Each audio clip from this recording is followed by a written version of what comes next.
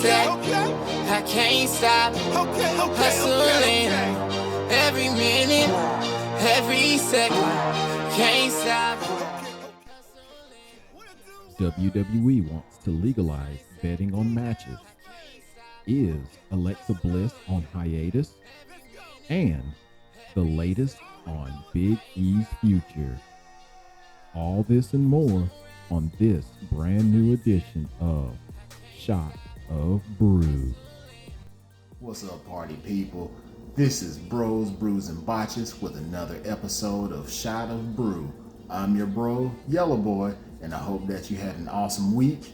If this is your first time watching, this is a Shot of Brew where we bring you a shot of news from this week in professional wrestling. But before we get going, make sure that you like, share, and subscribe. Click that notification bell so that you know when the bros are bringing something new to you, the people. You people. But without further ado, let's get to the news. This past week, WWE attempted to register with a few gaming commissions to legalize betting on its matches.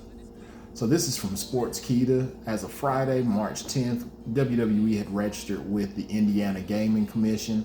However, CNBC also reported that WWE was also in talks with the Colorado and Michigan regulators to also attempt to legalize betting on high-profile matches. Now, CNBC has also updated their article reporting that WWE had received word from the Colorado Division of Gaming saying, quote, "The Colorado Division of Gaming told CNBC it is not currently considering and has not considered allowing sports betting wagers on WWE matches," end quote. Additionally, they also said, quote, "A spokesperson noted Colorado currently has a statute prohibiting wagers on events with fixed or predicted outcomes, including the Academy Awards," end quote. Now, if the WWE succeeds in this endeavor, it would mean that winners would have to be kept secret from all but select few. This would mean, in essence, that participants would be in the dark about the match's conclusion until possibly shortly before the match. Now, this could possibly sour an on-screen character's growth if unscheduled crowd support occurs, like in the case of Sami Zayn, meaning WWE can't call an audible on the way with the storyline plays out. So right now it looks like it may be a no-go from the Gaming Commission based on the information that was given, but if it goes through, there will be some complications as far as how storylines go moving forward. But as always, we'll have to wait and see as the story progresses. Now, sticking with the WWE, is Alexa Bliss currently on a hiatus from WWE? Now, Alexa Bliss has not been seen on WWE TV since the Royal Rumble, where she had her face-to-face with Uncle Howdy after a losing effort to Bianca Belair for the Raw Women's Championship.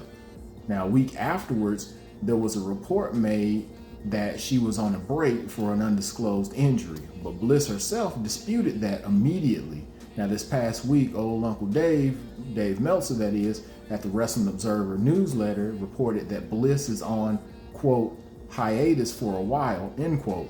But again, hours after the report, Bliss herself again refuted the report in a tweet where she stated, quote, "Tired of seeing these tweets. I am not on a hiatus. They know where to find me," end quote. Now, some of the people will believe that Bliss is referring to the dirt sheets when she says knowing where to find her, while others may believe she is directly referring to WWE and WWE Creative, as this is not the first time that she's had some differences with the creative team regarding her booking, or lack thereof. Now, it is of note that Sean Ross Sapp of Fightful.com reported that Meltzer received his information that he posted out there as far as she being on hiatus, Bliss that is, being on hiatus, directly from WWE staffers. But the question still remains, what's going to become of Alexa Bliss and her character moving forward? Will she return to Little Miss Bliss? Will she go back to Bray Wyatt and that? Or something different? Who knows? Guess we'll just have to watch and find out. Now, while on the topic of futures, we got some updates on Big E's future that were discussed this previous week. Now, the New Day's Big E has been out of action after suffering a broken neck on SmackDown about a year ago. Big E landed on his neck and fractured his C1 vertebra and his C6 vertebra. Now, from Wrestling.co, Big E spoke with TMZ Sports and noted that he wanted to make the best decision for his life and career after getting testing complete. He was recorded saying, quote, "Nah, I just wanted to make the best decision. I just want to see what the scans say and then talk to doctors and go from there. Right now, before I know anything, I'm not going to make any rush to judgments or anything. See how everything looks," end quote. Now, TMZ Sports reporter asked Big E if he had any anxiety about his results, and Big E replied, quote, "Nah, no anxiety at all. Everything isn't permanent. If it comes to an end, cool. If it doesn't, cool. What will be, will be. I'm good with whatever," end quote. So we here, B3, still want to keep Big E on our thoughts and wish that everything goes back to 100%, and whatever he decides in the future, we're with you 100%, Big E. We just want to see you happy, brother. Now, from the main roster to an anticipated debut in NXT, Dragon Lee debuted at a house show this past weekend. So this past Tuesday on NXT Roadblock, or the NXT Roadblock special, Dragon Lee was introduced to the WWE Universe while he sat in the crowd like the NXT of old. On Saturday, March 12th, Lee wrestled at a house show in St. Petersburg, Florida. Now, from the Wrestling Observer, Lee faced off against Eddie Thorpe. Lee, who has been signed since December, was finally able to resolve his visa issues that prevented his debut. Dragon Lee has wrestled for companies such as CMLL, AAA, New Japan Pro Wrestling, Ring of Honor, and he even made an appearance last year in AEW where he got turned on by his brothers after they lost the match last year. That's Rush and El Idolo.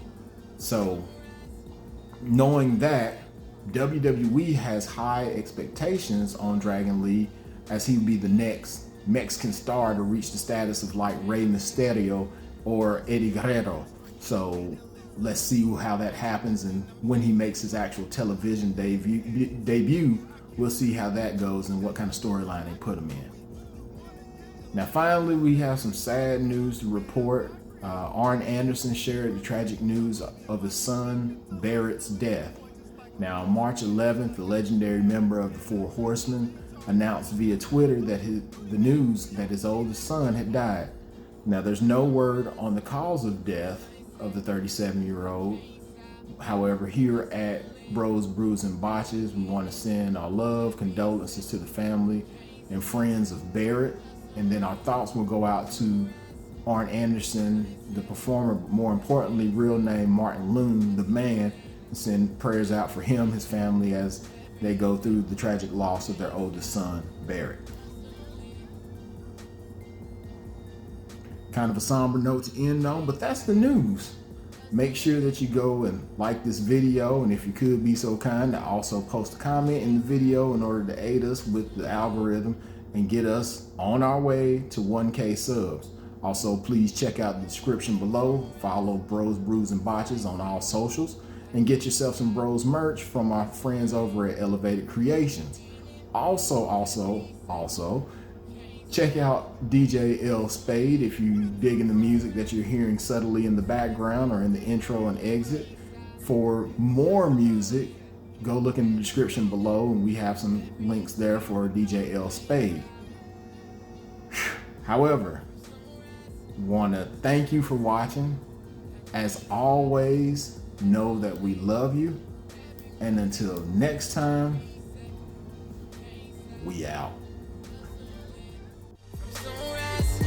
Sunset, I can't stop hustling every minute, every second.